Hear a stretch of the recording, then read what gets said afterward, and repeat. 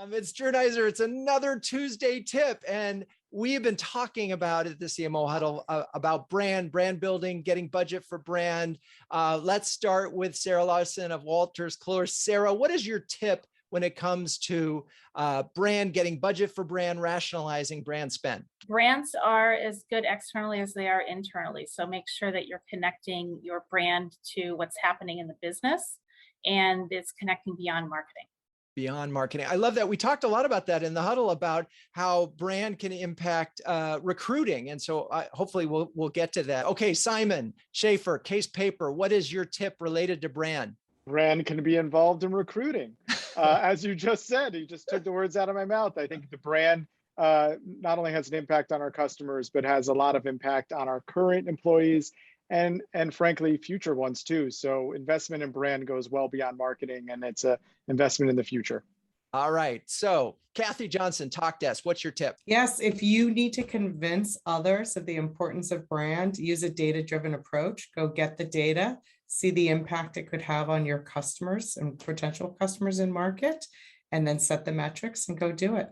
So let's talk about that just real quickly. What data? Because a lot of brands are afraid to do a tracking study. It takes too long. It's too expensive. Is there a shortcut here that you could do to get a sense that your brand is known or unknown? Yeah, absolutely. There's two easy ways. The easiest is go talk to your sales team. What happens when they're out there talking to potential customers? Do they know who you are and what you do? And then secondly, if you're working with industry analysts, ask them how many times people come in and raise your company name. That is it. That is the one that is such a shortcut, because if they're not bringing up your name, you're not.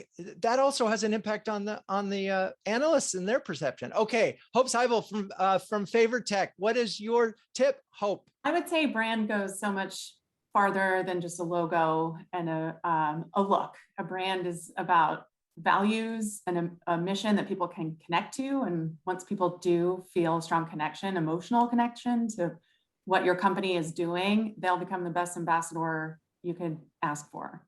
All right. So connect your brand. Connect your brand to your mission and values. Okay, Carvajal, Q2. Carlos, big tip. Awesome.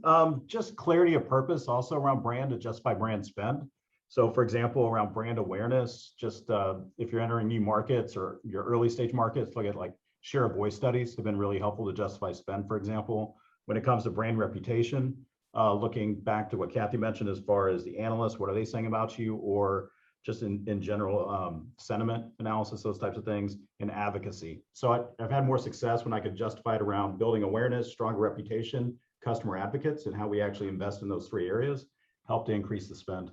That's great. So yeah, we're not going in with one, but we've got the three measures right there. Love it. Okay, Bernd Leger, Mimecast. Bernd, what's your tip? I was going to add on what Kathie and Carlos said. KPIs are critical. I think oftentimes brands are misunderstood by our internal stakeholders. So the more we can use real metrics to make our case, to demonstrate we're having an impact, the better. So things like awareness, consideration, share voice, as Carlos and as Kathie said, are the critical ones that I would recommend measuring. My one question though is, those are abstract concepts. When you get to awareness, consideration, and you don't have them, is there a way of showing that we don't have these, but here's really where the rubber meets the road, where the problem lies? Well, I think one, you can get to them. I think there are companies out there that can help you with that. And that's number one. There's companies that focus on brand metrics. And I think kind of what Kathie said, and often it could be as simple as ask your sales force. How often does your name get mentioned? That's a simple way of measuring awareness without having to spend a lot of money on third-party agencies.